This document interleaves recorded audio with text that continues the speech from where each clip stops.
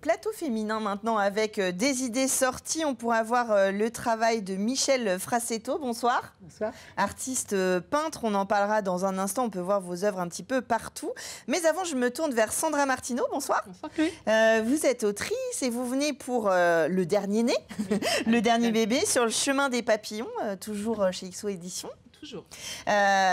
Où on retrouve finalement des petits bouts de vos deux premiers livres en fait. Oui. On retrouve des personnages du Petit Bonheur à tous les étages et puis on retourne dans le village de maintenant qu'on avait dans le premier livre. Oui, j'ai fait une espèce de fausse trilogie en fait. J'ai combiné le village de maintenant qui est de Changer de ciel et puis les enfants de Johanna qui sont les Petits Bonheurs. Je les ai emmenés dans ce village. Ils vont rencontrer le personnage principal, celui qui va changer leur vie et à qui ils vont changer la vie aussi. Sans spoiler, parce qu'on peut le dire si on lit la 4e de couverture, donc c'est Johanna qui débarque et qui serait donc la fille de ce papy qui est installé dans le village.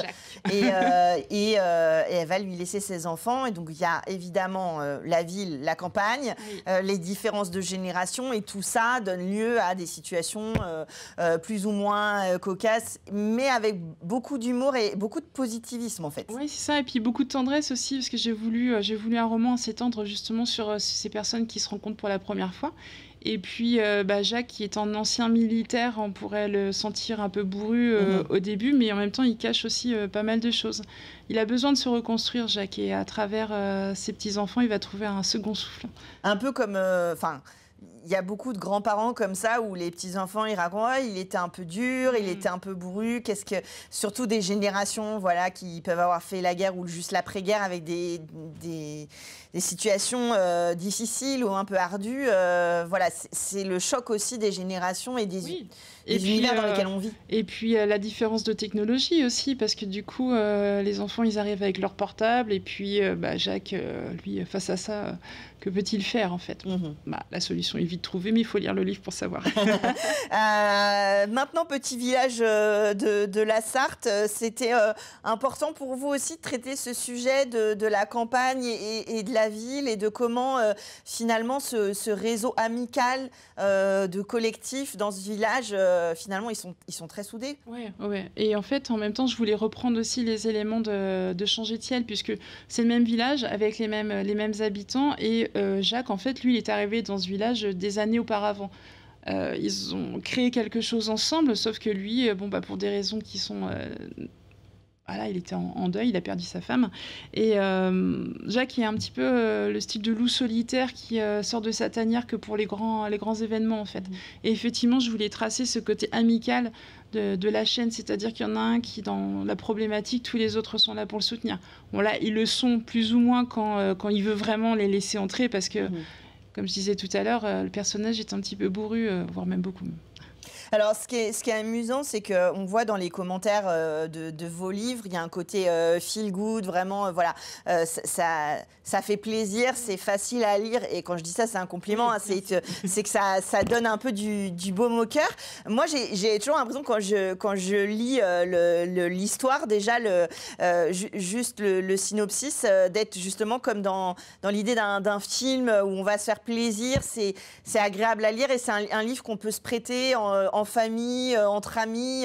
On a l'impression que c'est comme si vous partagiez justement ces histoires-là avec vos proches, quoi. Mais c'est exactement ça, c'est que je partage ces histoires avec mes lecteurs. En fait, je mets un petit peu de moi sur la table, voire même beaucoup, et je partage du bon sentiment, de la gentillesse, et certains m'ont dit peut-être de la naïveté. J'ai envie de croire que oui, parce que si c'est ça qui rend meilleur, pourquoi pas. Après, il y a aussi des réalités dans cet ouvrage qui sont percutantes. Parfois.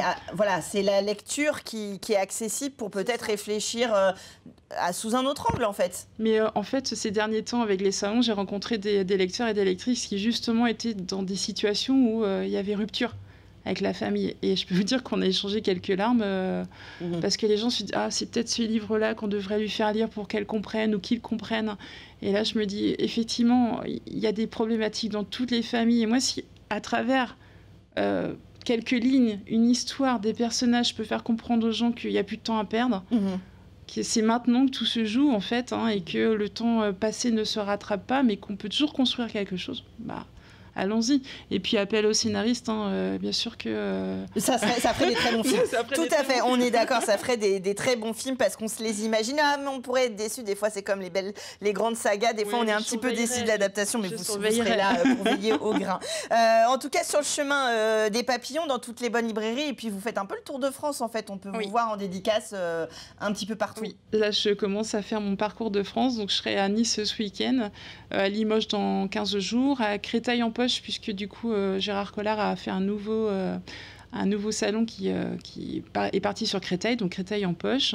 Il y aura du Quiberon aussi, et puis après, la deuxième partie de l'année, on reverra les dates. On reverra les dates et puis vous préparez aussi vos prochains livres. Oui, et j'ai une petite date au Mans parce que c'est vrai que ça s'est pas très bien goupillé, mais j'ai une date le 10 juin. Je suis invitée par les amis de la Médiathèque Sud qui m'invitent à ce qu'ils appellent une croque-lecture. D'accord. Donc tout le monde est invité, vient qui veut, et on pourra partager un moment où je parlerai des 3 livres, des liens qu'ils ont les uns avec les autres et de ma façon d'écrire et ainsi de suite. Donc pour les Sartois qui ont envie de vous rencontrer et de discuter un petit peu plus à partir de ces personnages, très bonne idée. Puis de toute façon, suivez-la sur les réseaux sociaux, Sandra Martineau.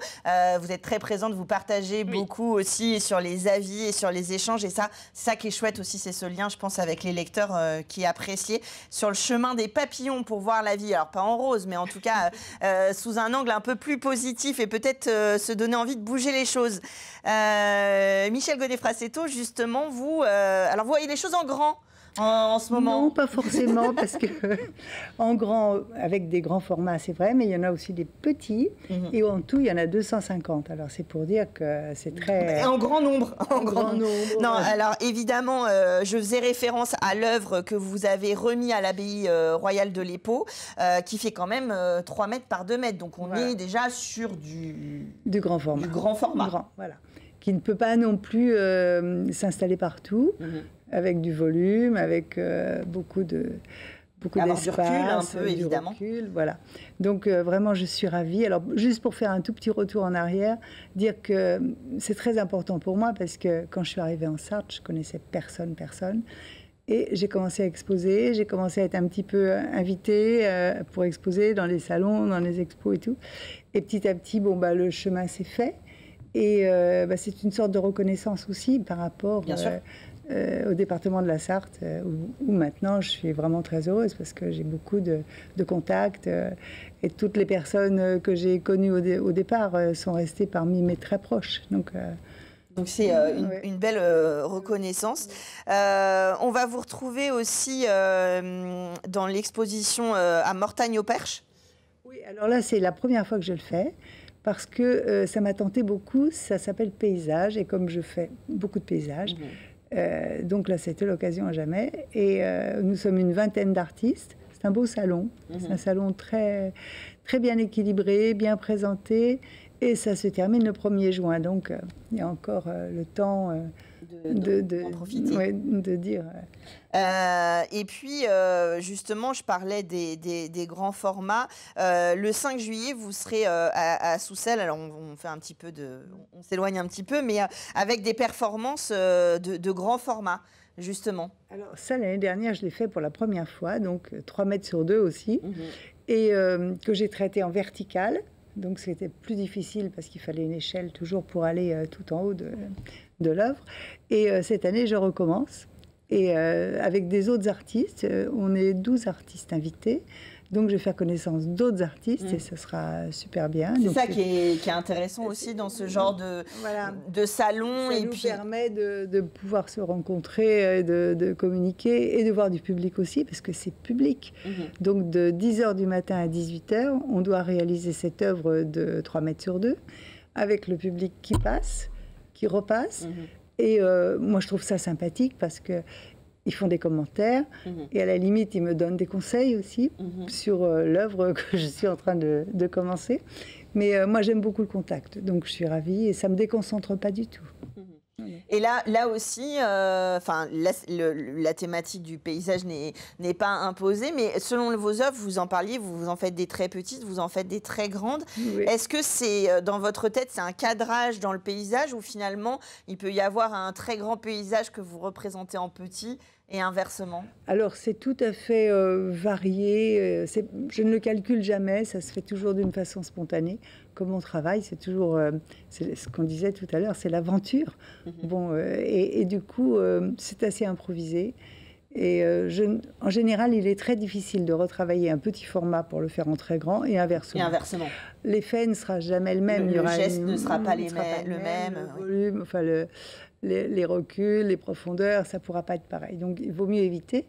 Ou alors, faire une autre version qui va être une version un peu différente, mais en restant sur la même base, quoi. Alors, je ne sais pas si c'est mon interprétation, mais je sens des œuvres un peu plus marines, d'autres un peu plus verdoyantes. Et dans ces paysages, moi, je reconnais peut-être différents horizons. Est-ce que c'est comme ça que vous vous inspirez, ou vous allez être plutôt dans la forêt peut-être ou C'est très varié. Ouais. C'est vraiment très varié parce que du jour au lendemain, je peux avoir envie de m'attaquer à un sujet que je n'avais pas prévu du tout. Non, moi-même, je ne peux pas savoir vraiment. Ceci dit, j'aurais une préférence pour les grands formats, c'est vrai, mais les grands formats, ce n'est pas non plus toujours très, très facile à présenter, déjà en exposition. C'est ça, déjà en exposition et en plus à la vente, parce qu'évidemment, les tableaux chez soi, bon, 3 mètres sur 2 mètres, ça commence à faire un peu de place. Il faut avoir déjà l'intérieur qui s'y prête. Mais bon, après, si c'est pour décorer l'abbaye royale de l'Épau, ça marche bien.